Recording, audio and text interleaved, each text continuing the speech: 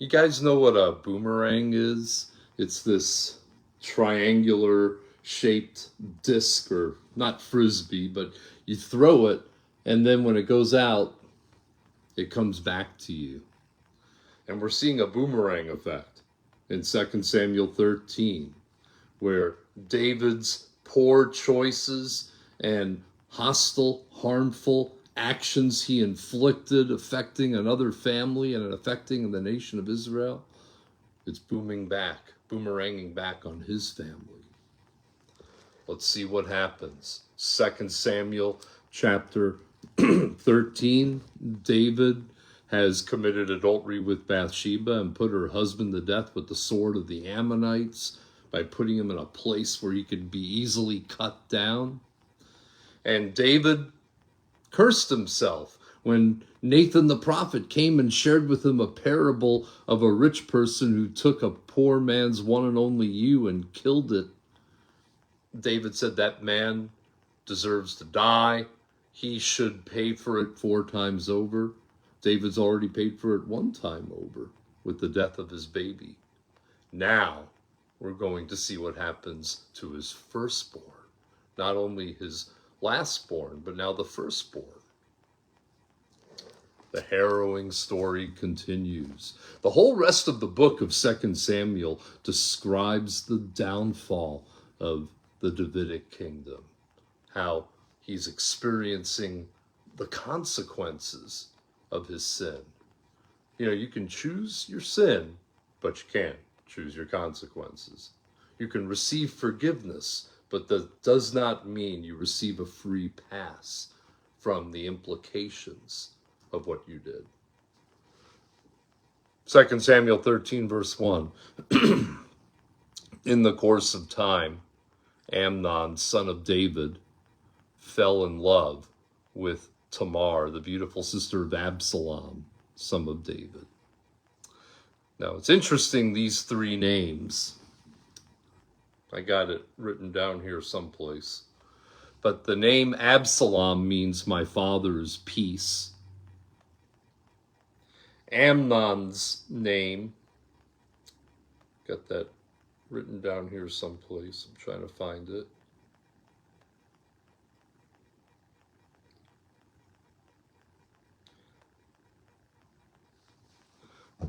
But they didn't live up to their names. I think Amnon's name means faithful. He wasn't faithful. And Tamar's name, I'll catch that later. But none of them lived up or lived the life of their names. Verse 2, Amnon became frustrated to the point of illness on account of his sister Tamar. For she was a virgin and it seemed impossible for him to do anything to her. Well, number one, as the story unfolds, we're going to see that he does not love Tamar. He's infatuated with her. He's lusting after her. He's got a crush on her, but he doesn't love her. There's a difference between love and lust, right? There's a difference between unconditional compassion and affection and self-desire. And Amnon can't tell the difference. And it says she was a virgin. It seemed impossible for him to do anything to her. Well, another reason why it's impossible for him to do anything with her is that the Torah says he's not supposed to. Leviticus chapter 18, verse 9. Do not have sexual relations with your sister, either your father's daughter or your mother's daughter. It says it right there. Leviticus 18:11. Do not have sexual relations with the daughter of your father's wife, born to your father. She is your sister. That's really why it's impossible, because it's incest. It's prohibited. Verse 3, now Amnon had a friend named Jonadab, son of Shemiah, David's brother. And Shemiah sounds like it comes from the Hebrew word to hear, to listen. And Jonadab was willing to listen to Amnon. So he is Amnon's cousin. And he asked Amnon, "Why do you, the king's son, look so haggard morning after morning? Won't you tell me?"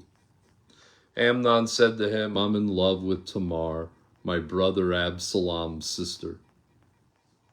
Did you catch that? My brother's sister. He's so filled with lust that he cannot see the reality. She's also his sister. But he's willing to kind of sugarcoat that or cover that up or overlook that in order to feed his fantasies. And then as a person who has the ear of the crown prince, Jonadab should have been giving good advice. He was a shrewd man, but he wasn't a spiritual man. He was a smart man, but he wasn't a spiritually wise man. Verse 5, "Go to bed and pretend to be ill." Jonadab said, "When your father comes to see you, say, 'I would like my sister Tamar to come and give me something to eat. Let her prepare the food in my sight so I may watch her and then eat it from her hand. I don't feel good. Can you get me some food? Have my sister Tamar do it, please.'" What a baby. "Let her prepare the food in my sight so I can watch her." David is so clueless. He doesn't know what's going on. The one good thing he did was he came to see him. Amnon is the crown prince. He's the next in line to be Melech Yisrael, king of Israel. So David is checking in to make sure that his heir apparent is okay. Verse 6, "The king came to see Amnon as he lay down and pretended to be ill. And Amnon said, 'I would like my sister Tamar,'" well, he calls her sister there, "'to come and make some special bread in my sight, so I may eat it from her hand.' And without even suspecting, David sends word to Tamar at the palace, 'Go to the house of your brother Amnon, prepare some food for him.'" I picture Absalom saying, "Why do you think Amnon wants you to go over there?" And Tamar's thinking, "I don't know. Dad said I should just go over there, and he's not feeling well, and why would he lie to Dad? I'll go over and help him out." Verse 8, "Tamar went to the house of her brother Amnon, who was lying down. She took some dough, kneaded it, made the bread in his sight, and baked it. Then she took the pan and served him the bread, but he refused to eat it." "Send everyone out of here," Amnon said. So everyone left him. Then Amnon said to Tamar, "Bring the food here into my bedroom, so I may eat from your hand." All you single ladies, don't be going into that guy's bedroom. Tamar took the bread she had prepared and brought it to her brother Amnon in his bedroom. But when she took it to him to eat, he grabbed her and said, "Come to bed with me, my sister." There are two links between this story and the one in Genesis 39 where Potiphar's wife grabs Joseph. She says the same exact thing. "Come to bed with me." And you know what else is interesting about those two stories? In both stories, the person being attacked has a multicolored robe, Joseph had one, and Tamar wore a multicolored robe. Verse 12, she says, "Don't, my brother, don't force me. Such a thing should not be done in Israel. Don't do this wicked thing." Well, we know it's wicked because, number one, rape is wrong. It says in the Bible the rapist should be put to death. But also it says don't have sex with your sister. Both of them are horrible crimes. Such a thing should not be done. What about me? Where can I get rid of my disgrace? And what about you? You'd be like one of the wicked fools in Israel. Apparently there are other wicked fools in Israel. It makes me wonder, who else was she thinking of? "Please speak to the king. He will not keep me from being married to you." She was probably just saying that last part just to get Amnon to stop. Because it would have been against the law of the Torah and the law of Israel for those two to get married. Verse 14, he refused to listen to her. And since he was stronger than she, he raped her. See, love doesn't do that. I have an interesting comment here. This isn't dealing with rape, but it is dealing with waiting. Let me give you a friendly fatherly tip unto all of you young girls who may be in the position of Tamar, and that you may have some fellow who's really pressing hard to have sex with you. He is the soul of kindness. He is attentive. He calls all the time. He opens the car door for you. He opens doors to restaurants for you. He brings you flowers, but he's pushing hard for a sexual relationship. Don't give in. If you really love him, make him wait until you're married. If he really loves you, he will. Over and over, time and again, the fellow will press and press until he's taken you to bed, and that's the last you will see or hear from him. You're no longer a challenge. He's conquered. He's off for new conquests. If you really love him and you want him, make him wait. If you really love God and you love yourself, make him wait. Wow. In this particular instance, none of that, though, comes into play, because he was stronger than her, and he raped her. And then Amnon hated her with intense hatred. In fact, he hated her more than he had loved her. That's verse 15. See, that shows that this is not agape love. It's not ahav love, like the Hebrew word for love. This is lust. Amnon said to her, "Get up and get out." "No," she said, "sending me away would be a greater wrong than what you've already done to me." Maybe that's hard to understand. She's just been raped by her rapist brother. Why does she not want to be sent away?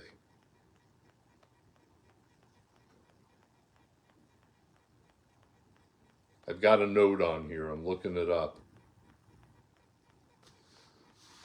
What Amnon did to Tamar was wrong, but he could still somewhat redeem the situation by either marrying her or paying her the bride price in accordance with Exodus 22, verse 16 and 17, or Deuteronomy 22, verses 28 and 29. The payment was meant to compensate for the fact that Tamar was now less likely to be married because she was no longer a virgin. So she's like, "No, don't send me away. You got to make this right.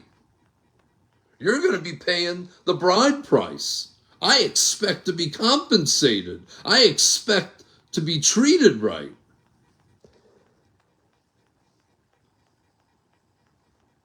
But he refused to listen to her. That's the second time it says that. Did you catch that? Twice he refused to listen to her. He called his personal servant and said, "Get this woman out of here."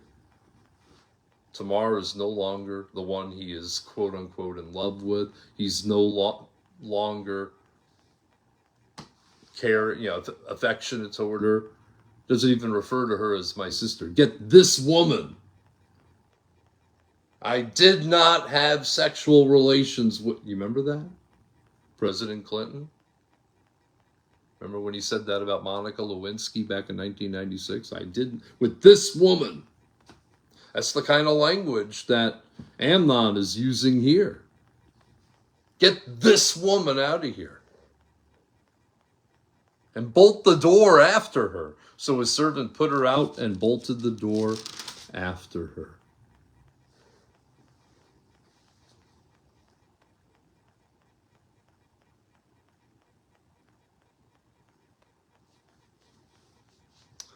I have some more notes about that also. It says she wore a richly ornamented robe, for this was the kind of garment the virgin daughters of the kings wore. And again, that's just like Joseph's robe from Genesis. Tamar put ashes on her head and tore the ornamented robe she was wearing. She put her hand on her head and went away, weeping aloud as she went. She did the right thing. She didn't try to say, oh, maybe it was somehow my fault. Maybe I wore my dressing clothes a little bit too tight. Maybe I flirted with Amnon without realizing I was flirting with Amnon. Somehow this is my fault. She didn't fall for that junk. She was raped. She ripped her clothes. She mourned. And she wasn't afraid to say, hey, look, I was wronged. And I need to be treated right. David Guzik says, Tamar deserved better treatment as an Israelite. Tamar deserved better treatment as a relative. Tamar deserved better treatment as a sister. She deserved better treatment as a princess. Despite all this, Amnon spitefully treated Tamar as this woman. Verse 20, her brother Absalom said to her, has that Amnon, your brother, been with you? I mean, he wasn't well, here's a couple things. Notice, Tamar doesn't go to David, her father, and says, Dad, my brother raped me. Help me. She didn't go to her dad. Because David is a disciplinary, lenient father. Oh, Amnon, sure, you can have Tamar make bread in the bedroom, and sure, you can protective of the crown prince. She goes to her brother. Absalom said, has that Amnon been with you? He knows. He kind of suspected, I think, that brother, Amnon, did this. Be quiet now, my sister. He is your brother. Don't take this thing to heart. In other words, let's not overreact right now. It's going to be all right. We'll take care of this. And Tamar lived in her brother Absalom's house, a desolate woman. They say that sometimes you don't hear the sound of your voice for the first time until you hear it on a recording. And sometimes you don't see the worst of yourself until you see it in your own kids. David was definitely somebody who had self-control issues. Look at all the women he married. But he never, I was going to say he never raped anybody, but technically he raped Bathsheba. That was an abuse of power when he brought her into the palace. But he's seeing it next level bad when Absalom rapes Tamar and lures her into his bedroom and rapes her. Verse 21, when King David heard all this, he was furious. But that's it. He didn't do anything about it. You know what he should have done? He should have if he'd have been an attentive father, he would have seen all the times that Amnon was checking out ladies and looking at Tamar in particular. Should have sat him down and said, Amnon, I've been where you're at. I know what it's like to struggle with raging hormones and desires. You're a young person, but you gotta have control. You gotta give this over to God and ask for the grace and the strength to conduct yourselves in a manner worthy of Almighty God. And trust God for the day when he brings a godly woman. We'll be on the lookout for one. You're the crown prince, Amnon. We'll get you a godly woman, someone who will love you and care for you and treat you as you deserve. He should have had a conversation, and he should have said, you know what? I messed up with Bathsheba.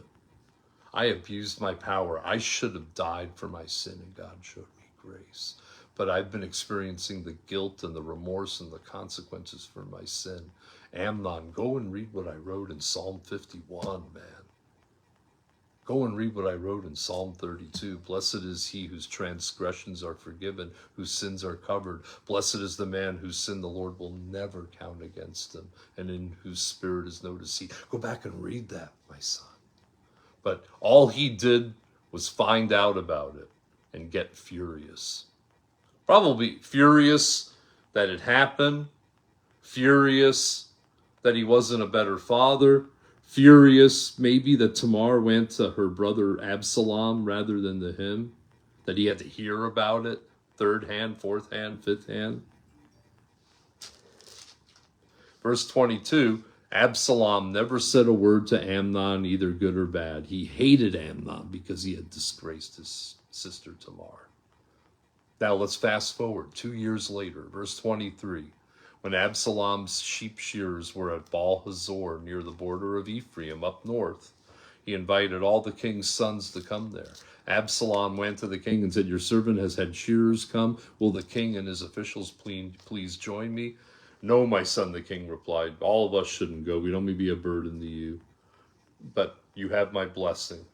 Verse 26, Absalom said, if not, please let my brother Amnon come with us. And right away the king's like, well, why should he go with you? Number one, because the king is overly protective of Amnon about him being the next king of Israel, wants to keep him safe. And secondly, he knows about the strained relationship between Amnon and Absalom. And is like, well, why should he go? I don't think that's such a good idea. But Absalom urged him, verse 27, so he sent with him Amnon and the rest of the king's sons. Verse 28, Absalom ordered his men, listen, when Amnon is in high spirits from drinking wine, and I say, strike Amnon down, then kill him. Don't be afraid. Haven't I given you this order? Be strong and brave. Because maybe they were thinking, well, we can't kill him. Amnon is the guy who's going to be the next king of Israel. And Absalom said, I'm giving you the order. Don't be afraid. Do it. It's the right thing to do after what he did. He got away with raping my sister and no punishment was given to him. My father was very lenient with him and let him get away with it. So we're not going to let him get away with it. You know, that's another thing. You think if David had been strict and punished Amnon and made him pay the bride price to Tamar, if he'd have done all that, do you think Absalom would have nursed this grudge for 2 years and killed his brother? I don't know. Maybe, maybe not. But it's David's unwillingness to do anything other than get furious, which didn't help matters at all. And how interesting. Doesn't this remind you of David's own Bathsheba story coming back on him? Remember, David committed adultery. He got her husband drunk, and then he got him killed. Amnon commits sexual sin. He gets drunk. He gets killed. Boomerang. Comes around, goes around. Verse 29, so Absalom's men did to Amnon what Absalom had ordered. Then all the king's sons got up, mounted their mules, and fled. While they were on their way, the report came to David, Absalom has struck down all the king's sons. Not one of them is left. That's fake news. The king stood up, tore his clothes, and lay down on the ground. And all his servants stood by with their clothes torn. This is like this, it would be like the story of Job, where all 10 of his kids were killed in a day. And Job fell to the ground in worship. Well, David tore his clothes and fell to the ground.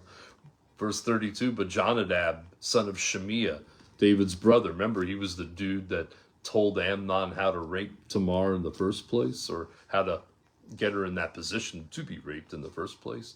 He said, my Lord should not think they killed all the princes. Only Amnon is dead. This has been Absalom's expressed intention ever since the day Amnon raped his sister Tamar. My lord the king should not be concerned about the report that all the sons are dead. Only Amnon is dead. You know, Jonadab, you know too much, man. You know way too much. You got in over your head on this one, buddy. What you did was wrong. Verse 34, meanwhile, Absalom had fled. Now the man standing watch looked up and saw many people on the road west of him coming down the side of the hill. The watchman told the king, I see men in the direction of Horonaim on the side of the hill. Verse 35, Jonadab said to the king, you see, the king's sons are here. It happened just as your servant said. See how wise I am? Not. Verse 36, as he finished speaking, the king's sons came in wailing loudly. The king too and all his servants wept very bitterly. Verse 37, Absalom fled and went to Talmai, son of Ammihud, the king of Geshur. Remember, Absalom's mom was from Geshur.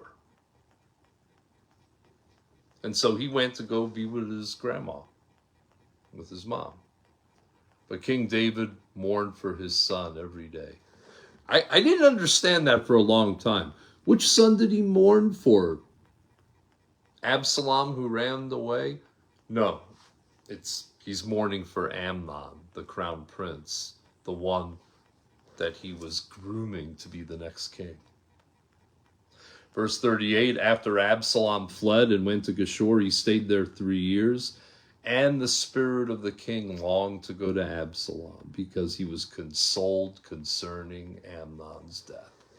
So 3 years later, King David is consoled about Amnon's death. But now he's mourning Absalom's disappearance. Wants to see his other son. And that's how this chapter ends. You know, a lot of times sin looks so seductive and tantalizing that we don't think about the repercussions and the implications and the consequences that attach themselves to sin. We don't think about the boomerang effect.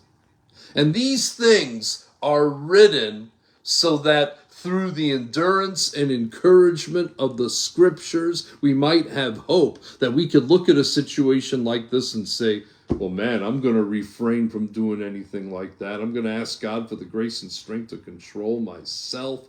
I'm going to do right and follow God. But also, if I'm in a situation where I've been victimized, I need to know that I can go to somebody for help. And as a father, we look at this and say, man, I need to be involved. I need to be knowing what's going on in the lives of my children. There are so many lessons here for us. If I encourage you to give your life to the Lord, give your life to Jesus Christ, ask God to bring healing to our families and to give us wisdom so we can make the wise and morally right choices. Jesus loves you. This I know, for the Bible tells me so. We'll be back tomorrow for 2 Samuel chapter 14.